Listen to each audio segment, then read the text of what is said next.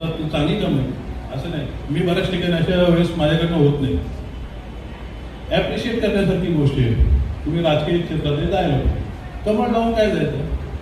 मी बोलण्याच्या ओघात बोललो, काय बाजार मांडला तरी लगेच बोल, जसं काय आबाळ बसवलं आहे त्याला. ते दीपेश म्हात्रे बोलतात, सूर्यावर थुंकू नको.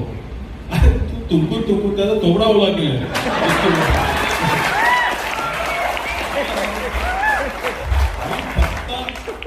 बोलण्याच्या ओघात तो रवी आणि हा रवी बोलत, तू कुठे कंपॅरिझन करतो. तो रवी कुठे, हा रवी कुठे. त्यामुळे अशा गोष्टी, बरं माझा आक्षेप मैतावर वगैरे मॅच लावून जायचे, परंतु दीपेश म्हात्रेने माझा सल्ला आहे की त्यांनी तो मॅच लावूनच फिरावा. कारण आपल्या सर्वांना समजलं पाहिजे की तो कुठल्या पक्षात.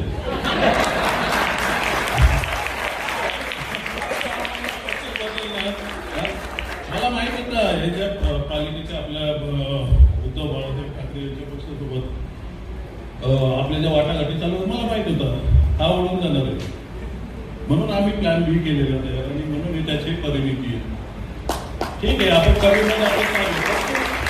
इमानदारीच केला. आपल्या पक्षाच्या विचाराने आपण कोणाच्या सोबत गेलो असेल तो अटी शक्तींवर गेलो. आपल्याला कामं करून घ्यायची. जी कामं 50 आलेले पक्ष करू शकत नाही, ती कामं आपण 5 वाले करून घेऊ शकतो. खरं तर 2 अजून आहेत आपले, पण तू त्या चिन्हावर लढलेली. त्यामुळे असं काही नाही की आपली ताकद कमी आहे. हर्षदातच बोलला की कल्याण ग्रामीण बाकी आहे, डोंबिवली बाकी आहे, बाकीचे आता तुटून पडू. या भागात जे काही मतदारसंघ होतील वाटून या सगळीकडे मनसेची ताकद दिसली पाहिजे. आपण पालिकेपुरते सोबत गेलोय, वाटाघाटीपुरच्या काय होतील ते माहित नाही, परंतु पक्ष म्हणून आपण जोमाने आपली कामं आपल्याला करायचीच आहे. पक्ष संघटना वाढवण्यासाठी मला खूप आनंद वाटला की ताई तुम्ही सर्व लोकांनी खूप चांगल्या संख्येने महिला आल्या. महिलांबाबत आपल्याकडे बंदी नाही आहे का, भरपूर आले. जी लोक आपला पक्ष सोडून गेले ती गेले, आपण कधी त्यांना विचारलं पण नाही, काय नाही केलं, काय बोल नाही केलं, काय नाही चाललंय. परंतु त्यांना आता सुपाऱ्या दिल्या जातात. कुठल्या, तुम्ही याला घेऊन या, त्याला घेऊन या. सोडून गेलेत का गेलेत मला माहिती आहे. इतक्या वर्षाचे संबंध होते म्हणून गप्प बसलो. कोण काय पॅकेज घेऊन गेलं मला माहिती आहे. मला बोलायला लावू नका. कोणी फुकटचा गेलेला नाही, भरमसाठ पैसे घेऊन सगळे गेलेले आहेत. फक्त मला बोलायला लावू नका. आमच्या पक्षाला तुम्ही जर तिकडे जाऊन सुखाने न राहता परत डिस्टर्ब करा तर मी बोलणार आहे पुढे भविष्यात. आणि मग तेव्हा मी काय बघणार नाही, तेव्हा माझा पक्ष आणि मी. तुम्हालाही सांगतो, कोणी फुकट गेलेलं नाही. बरं मला माहिती आहे, मला आकडे माहिती आहे.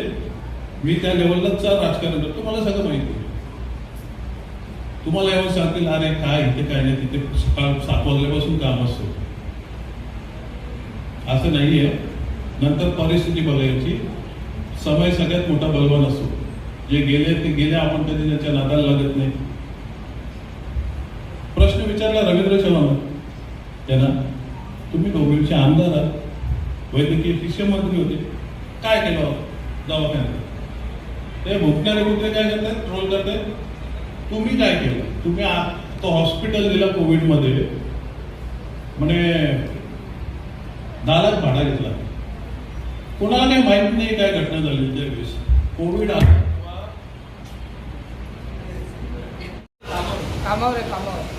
आपला एक सहकारी सोशल मीडियावर तुमच्याच कार्यक्रमात जाऊन सरळ तो बोलतो असेल दम तर येईल. आपला पण व्हिडिओ बोलला की येतो आणि गेला, विचारला हे असे मनसैनिक आहेत, असे राष्ट्रपती सरकार. परंतु माझी त्यालाही विनंती आहे की याच्या मागे लागू नका. आहे सक्षम, आपण काय विषय नाही आहे, बाजूलाच आहे माझ्या राहतो. त्यामुळे तुम्हाला जास्त काय मेहनत करायची गरज नाही आहे. माझं म्हणणं एवढंच आहे, एक चांगला माहोल आहे डोंबिवली शहरात.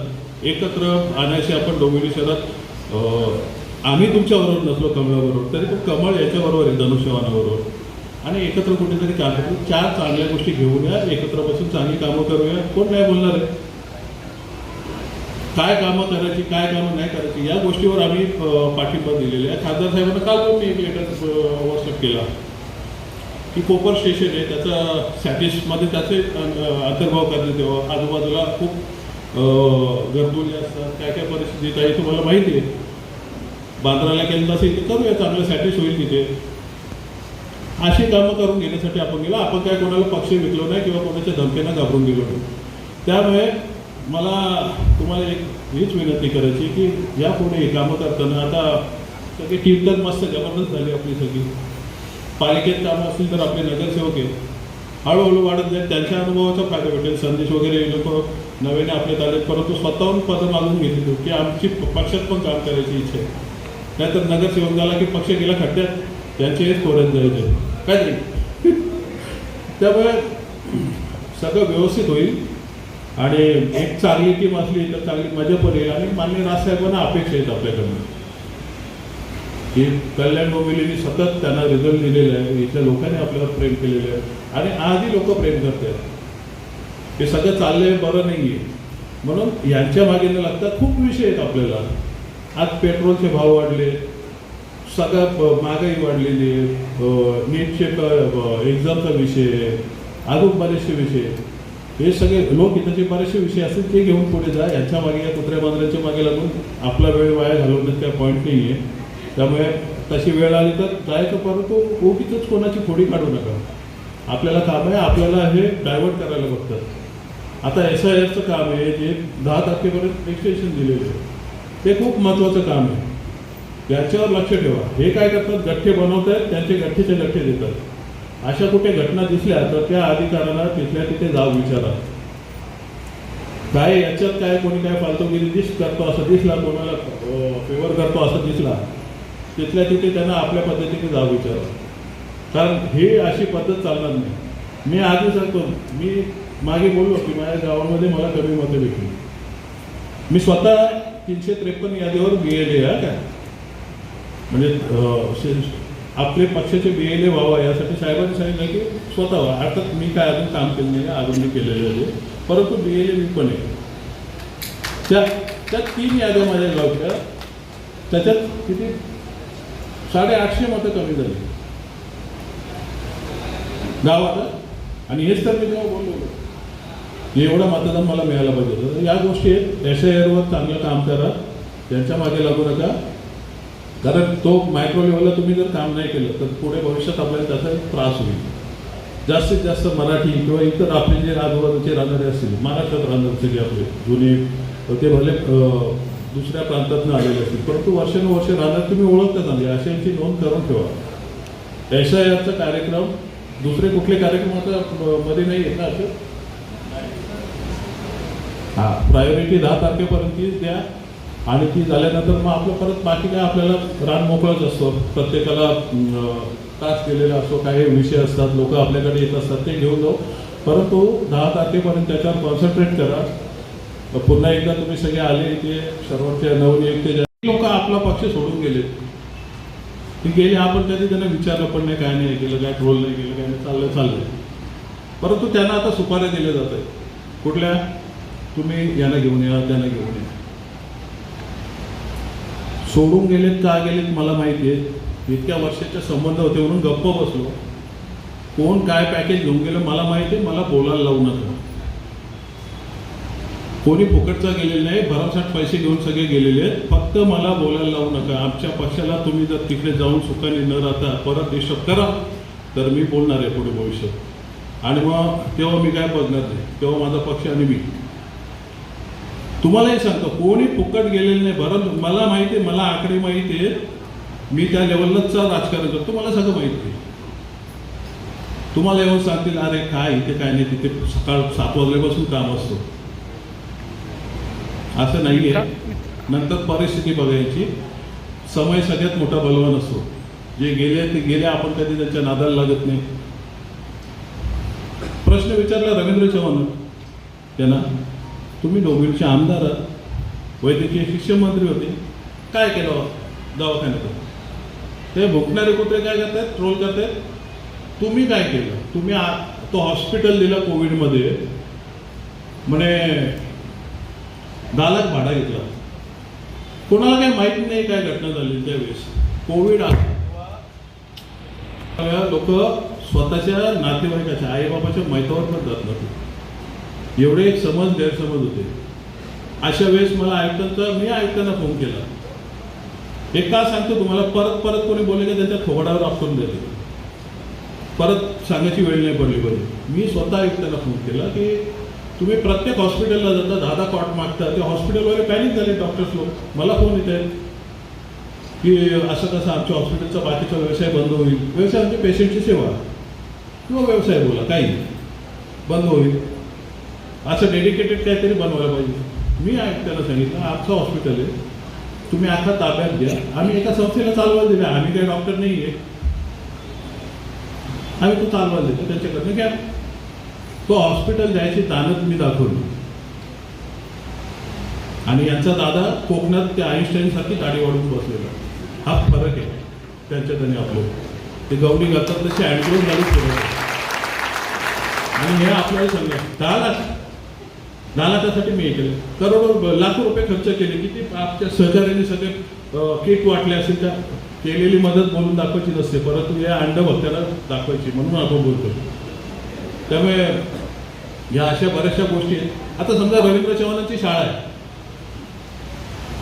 5-6 शाळा आहेत त्यांनी. एखादी दुर्दैवाने एखाद्या शाळेचं पडली इमारत, रविवारी कोणीच नसताना पडली, पालिकेची इमारत पडली समजा, आणि रवींद्र चव्हाणांनी मोठ्या मनाने त्यांना सांगितलं की माझ्या शाळेत तुमचे शिक्षक आणि विद्यार्थ्यांचं ऑक्युपाय करतो, बाकी तुम्ही त्यांचं काय ॲडमिनचं असतं बघा.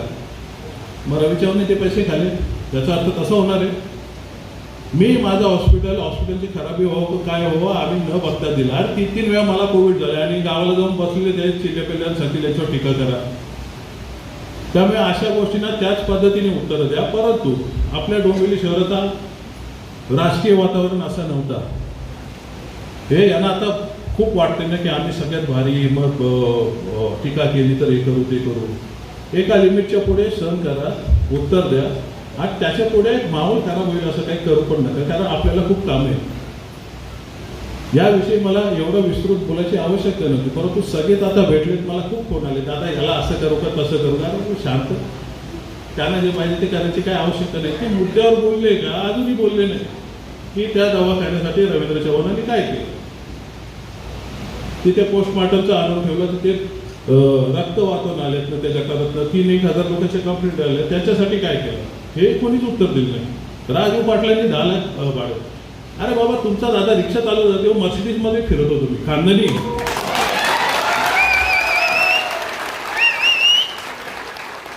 आता टेंडरच्या पैशातनं पैसे कमवलेत आणि गाड्या घोड्या दाखवून जर माझ कोणी दाखवत असेल तर मी तरी ऐकून घेणार नाहीये, कारण मी त्यातला नाहीये.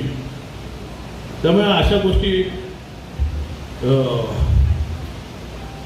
आपला मी पण स्टेअरिंगला लटकलो, मला चालवायची, तू ब्रेक दाब, मी स्टेअरिंग पकडतो. कसं होईल नाही बोललो, मला मूड झाला, मी पण स्टेअरिंग मलाही गाडी चालवायची. तू ब्रेक दाब, एक्सिलेटर बघ, मी स्टेअरिंग पकडतो. आता काय गाडी ठोकली जाईल ना, आता काय ॲक्सिडेंट होईल. मी तुम्हाला जिथे जायचं तिथे पोचवतो. शेवटी आलो ना. काही पदांमध्ये मागे पुढे झालं असेल, आपला उद्देश एकच आहे, माननीय राजसाहेबांचं जे महाराष्ट्राविषयी ध्येय धोरण आहे ते पुढे घेऊन जायचे. त्यामुळे पद हा फक्त आपला एक मेकॅनिझम आहे, जी सिस्टम चालवायची आपल्या पक्षाची, त्या अनुषंगाने आपल्याला चालवायची आहे. मला माहिती आहे आपल्या पक्षात खूप लोक असे आहेत की ज्यांना पदापेक्षा त्यांचं कार्य मोठे आहे, परंतु सगळ्या जागी ॲडजस्ट होत नाही. त्यामुळे ज्या काही नियुक्त्या झाल्या असतील त्या तुम्ही स्वीकारून निश्चितच मान्य राजसाहेबांनी दिलेला आपल्याला जो टास्क दिला आहे, आपला महाराष्ट्र हिताचा जो आपल्याला मंत्र दिला आहे, तो नक्कीच आपण सगळे पुढे घेऊन जाऊ या अपेक्षेने तुम्हा सर्वांना नवनियुक्त पदाधिकाऱ्यांना मनापासून शुभेच्छा देतोय. इथे बसलेले माझे सर्व सहकारी. खरं तर मार्गदर्शन वगैरे माझं काम नाही आहे, तुम्हालाही माहिती आहे. परंतु चला, आता बऱ्याच दिवसांनी भेटलो नव्हतो, आपलं बोलणंही झालं नाही जास्त. विधानसभा झाली, परत हे आपल्या या निवडणुका झाल्या पालिकेच्या, पाहिजे तसं यश आपल्याला आलं नाही, परंतु आपले 5 खमके नगरसेवक निवडून आले त्या परिस्थितीत. त्यामुळे एकदा त्यांच्यासाठी जोरात टाळ्या वाजवा. ते नुसते नगरसेवक म्हणून निवडून आलेले नाही आहेत, तर ते पदाधिकारी पदाची पण त्यांना जबाबदारी आपण दिलेली आहे. त्यांची टीम सगळी तयार असेल, ती कामं करतील. एकंदरीत एक परिवार म्हणून आपण जात असतो. आपण कधी पक्ष किंवा ते संघटना किंवा असं पकडून कधी किमान कल्याण डोंबिवली तरी आपण हे असं मानत नाही आहे. एक परिवार म्हणून चालतो. आणि राग लोक माझ्यावर तर केवढे चिडतात, केवढं राग, दादा फोन नाही उचलत, ते नाही करत, ते नाही करत. भेटल्यावर सगळे ओके असतात. त्यामुळे हा तुमचा प्रेम आहे, हा पक्ष म्हणून आपण कधीच एकमेकाला बघत नाही. माझ्या बहिणी असतील, तुम्ही असाल, पक्षाचा प्रोटोकॉल सोडला तर आपण सारखेच वागत असतो. आणि तोच आनंद इथे आपणा सर्वांना येत असतो की हा एक परिवार म्हणून आपण ज्या पद्धतीने पुढे चाललोय. निश्चित आपल्याला विधानसभेला यश नाही आलं, पालिकेत यश नाही आलं, परंतु आपलं अस्तित्व इथे कोणी नाकारू शकलं नाही. जरा काय झालं की आपल्यावर तुटून पडतात. परवाचीच गोष्ट आहे, पालिकेत गेलो, डॉक्टरांचा विषय झालेला, पत्रकारांनी विचारलं तेव्हा काय झालं तुमचं, काय तुम्ही सामान्य, तुम्ही यांच्यासोबत आहात, सत्तेत आहात. अरे बोला सत्तेत 6 महिने झाले आम्ही सत्तेत आलो. आमची कामं, आमचा हिशोब आम्हाला 5 वर्षानंतर विचारा आम्ही काय केलं. पण जे 30 वर्ष इथे सत्तेत सडतायत किंवा सत्ता राबवत आहेत त्यांनी काय केलं त्यांना विचारा ना. या बोलण्याच्या ओघात मी बोललो की रवींद्र चव्हाण वैद्यकीय शिक्षण राज्यमंत्री होते, डोंबिवलीसाठी काय केलं. नुसतं कमळ लावून जातात, बारशाला जातात, माहीत जायला पाहिजे. जी कामं त्यांना जमतात ती चांगली कामं आहेत, असं नाही. मी बऱ्याच ठिकाणी अशा माझ्याकडे होत नाही. ॲप्रिशिएट करण्यासारखी गोष्ट आहे. तुम्ही राजकीय क्षेत्रात जायला पाहिजे. कमळ लावून काय जायचं. मी बोलण्याच्या ओघात बोललो, काय बाजार मांडला तरी लगेच जोरात, जसं का आबाळ बसवलं यांच्यावर. ते दीपेश म्हात्रे बोलतात सूर्यावर थुंकू नको.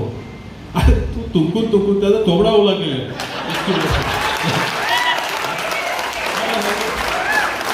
मी फक्त बोलण्याच्या ओघात तो रवी आणि हा रवी बोलत, तू कुठे कंपॅरिझन करतो, तो रवी कुठे, हा रवी कुठे. त्यामुळे अशा गोष्टी, बरं माझा आक्षेप मैतावर वगैरे बॅच लावून जायचे, परंतु दीपेश म्हात्रेंना माझा सल्ला आहे की त्यांनी तो बॅच लावूनच फिरावा. कारण आपल्या सर्वांना समजलं पाहिजे की तो कुठल्या पक्षात आहे. पक्ष बदलणार. मला माहीत होतं हे ज्या पालिकेच्या आपल्या उद्धव बाळासाहेब ठाकरे यांच्या पक्षासोबत आपल्या ज्या वाटाघाटी चालू मला माहीत होतं हा उडून जाणार आहे. म्हणून आम्ही प्लॅन बी केलेला तयार आणि म्हणून मी त्याची परिणिती. ठीक आहे, आपण कमीमध्ये आपण चाललो, परंतु इमानदारीच केला. आपला पक्ष कुठे विचार नाही. आपण कोणाच्या सोबत गेलो असेल तो 80-86वर गेलो. आपल्याला कामं करून घ्यायची. जी कामं 50 आलेले पक्ष करू शकत नाही ती कामं आपोआप 5 वाले करून घेऊ शकतात. खरं तर 2 अजून आहेत आपले, तर तू त्या चिन्हावर लागलेली. त्यामुळे असं काही नाही की आपली ताकद कमी आहे. हर्षदातच बोलला की कल्याण ग्रामीण बाकी आहे, डोंबिवली बाकी आहे, बाकीच आहे. आता तुटून पडू. या भागात 1, 2, 3 जे काही मतदारसंघ होतील वाटतील, या सगळीकडे मनसेची ताकद दिसली पाहिजे. आपण पालिकेपुरते सोबत गेलोय, वाटाघाटी पुढच्या काय होतील ते माहीत नाही, परंतु पक्ष म्हणून आपण जोमाने आपली कामं आपल्याला करायचीच आहे. पक्ष संघटना वाढवण्यासाठी मला खूप आनंद वाटला की ताई तुम्ही सर्व लोकांनी खूप चांगल्या संख्येने महिला आल्या. महिलांबाबत आपल्याकडे मंदी नाही आहे, नाही का, भरपूर आल्या. त्याच्यामध्ये अनेक कार्यकर्त्यांनी पक्ष प्रवेश केलेला आहे, किती कार्यकर्त्यांनी केलेला आहे. प्रत्येक 15 दिवसामध्ये आपण अशाच प्रकारचा मेळावा. नाही, खरं तर आमच्या नवीन नियुक्त्या पण आज करायच्या होत्या. माननीय राजसाहेबांनी केलेल्या आहेत. मागच्या आठवड्यात काही दिवसापूर्वी तुम्ही बघितलं असेल की शहराध्यक्ष जिल्हाध्यक्ष इथे नियुक्त झाले होते आणि आता आमची बाकीची टीम ज्याच्या नवनियुक्त्या म्हणजे प्रभाग रचनेप्रमाणे आम्ही काही फेरनियुक्त्या आहेत, काही नवनियुक्त्या आहेत आणि त्यांचं माननीय राजसाहेबांनी दिलेलं पत्र इथे द्यायचं होतं आणि कार्यकर्त्याचा एक मेळावा पण आमचा झाला नव्हता. त्या अनुषंगाने आज हा कार्यक्रम होता. आणि पक्षप्रवेश नवीन तर झालेलेच आहेत, परंतु उल्लेखनीय असं आहे की इथे जे काही मिसगाईड करून BJP मध्ये गेले होते आमची काही लोक, ती पुन्हा त्यांना दिसलं तिथे काय इथली पद्धत काय जमली नाही आणि ते इथे पुन्हा आले. त्यांचं मोठ्या मनाने सर्वांनी स्वागत केलं आणि त्यांचा पुनर्प्रवेश इथे झालेला आहे. दुसरीकडे पाहिलं तर कार्यकर्ते या ठिकाणी आता उद्या अजित ठाकरे जाणार आहेत. गेल्या 20 दिवसापासून त्यांचं उपोषण सुरू आहे. त्यांच्याबरोबर मनसेची काही नेते देखील जाणार असल्याचं सांगितलं. काय कोणकोण जाणार आहे, काय मला वाटतं अमित साहेबांनी त्या बाबतीत त्यांची भूमिका स्पष्ट केलेली आहे की सोनम वांचुक यांना पाठिंबा द्यायला पाहिजे. आणि एक मान्य राजसाहेबांनी पण आज पोस्ट केलेली आहे की एक माणूस धर्मेंद्र प्रधान याचा राजीनामा मागण्यासाठी बसलेला आहे. नीटमध्ये 20 विद्यार्थ्यांनी आत्महत्या केलेली आहे, त्यासाठी बसलेले आणि त्यांच्यावर कोणी लक्ष देत नाहीये. अत्यंत चिंतेची बाब आहे. आणि अशा व्यक्तीला जर आपण पाठिंबा दिला नाही तर काय अर्थ नाही. त्या अनुषंगाने आमचा त्यांना पाठिंबा आहे. महाराष्ट्रामध्ये एक नवीन पिढ्याचं नाव घेतलं. शुभेच्छा दोघांना. बघा, कोणी केंद्रात जात असेल महाराष्ट्रातला, अजून कोणी इथे मुख्यमंत्री वेगळे होत असतील महाराष्ट्रातले, तर एक मराठी म्हणून अभिमानच असला पाहिजे. फडणवीस साहेब पंतप्रधान, आमचे शुभेच्छा आहेत. त्या वाईट वाटण्यासाठी दोन्ही एनसीपी एकत्र येणार आणि तसेच पाहिलं गेलं तर शिंदे आणि ठाकरे हे देखील एकत्र येणारा नवीन आढावा होता. नाही बघा, हे त्यांचं काय चाललं माहित नाही, परंतु एनसीपी बाबत मान्य राजसाहेबांनी तेव्हाच भाकीत केलं असेल. तुम्हाला आठवत असेल की पहिली खेप गेले, दुसरी लवकरच जाईल. तो उशीर झाला. दुर्दैवाने अजितदादाचा दुर्दैवी अंत झाला, परंतु ही लोक तेव्हाच झाला असेल. आता यांचं काय चाललंय, सेना दोन्ही सेना एक होतील नाही होतील त्याशी आमचं काय माहिती पण नाही आणि आम्हाला काय देणं घेणं पण नाही.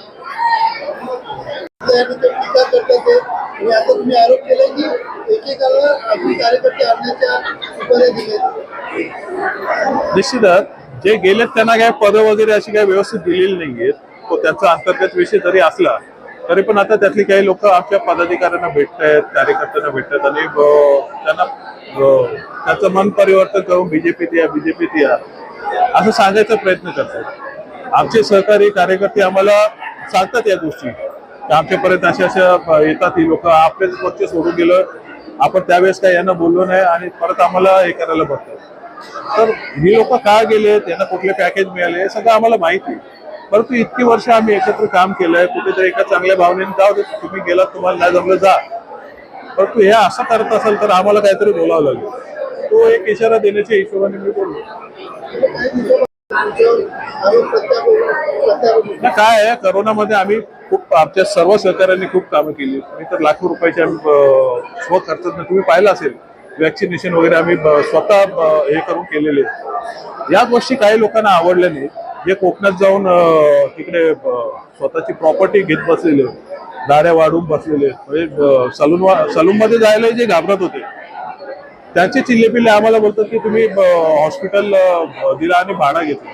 आता भाडा त्या ऍडमिनला दिला, ते प्रशासनाने दिला, आमचा काय संबंध नाही. 5 न 10 लाख रुपये घेऊन आमचं काय होणार.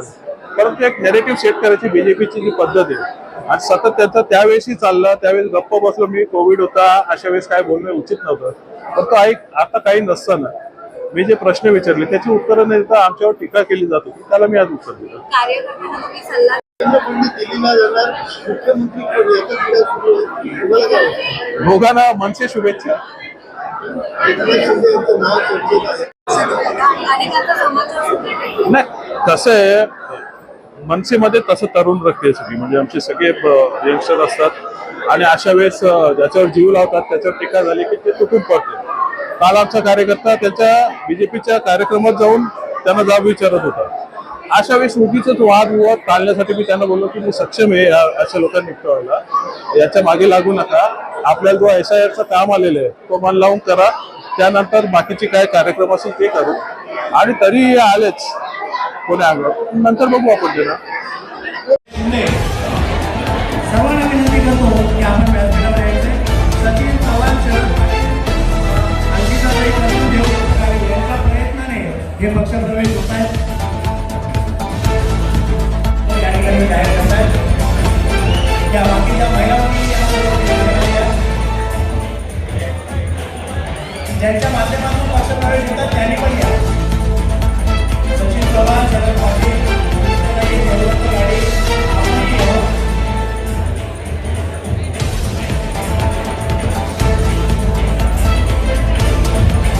सर्वांना विनंती की आपण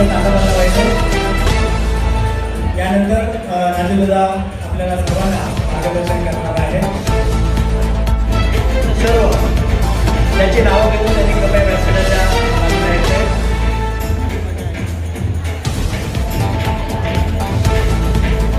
दादा एक सांगावं असं वाटतंय की काही लोकांनी पक्षप्रवेश कोण विचारले की आम्हाला पक्षात काम करायची इच्छा आहे, आम्हाला पक्षप्रवेश मिळेल का, असेही काही लोक इकडं त्या ठिकाणी आलेले आहेत.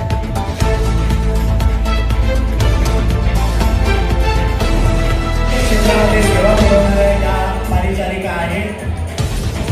अत्यंत अनुभवी परिचारिका त्यांना आज महाराष्ट्र नवनिर्माण सेनेमध्ये या ठिकाणी जाहीर पक्षप्रवेश दिला. मी महाराष्ट्र नवनिर्माण सेनेमध्ये त्यांचं मनापासून या ठिकाणी स्वागत करतो. तसेच हर्ष बापळे या मित्रांना मला फोन करून विचारलं की पक्षप्रवेश करायचा आहे मला, कशा पद्धतीने करता येईल, बोलणं झालं त्यांना संध्याकाळी बोलणं आलं. तसेच संतोष गणेश आहेत, त्यांचे देखील देसाई गावचे आहेत ग्रामस्थ, त्यांचं त्या ठिकाणी या ठिकाणी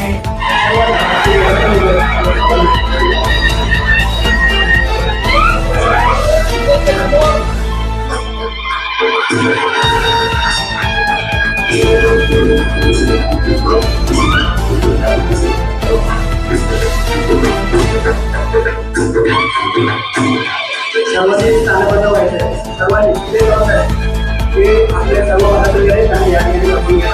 सर्वांना विनंती आपण बसून घ्या. चंदाताई हिरवे मॅडम यांच्या प्रयत्नाने अनिताताई धोंडे आणि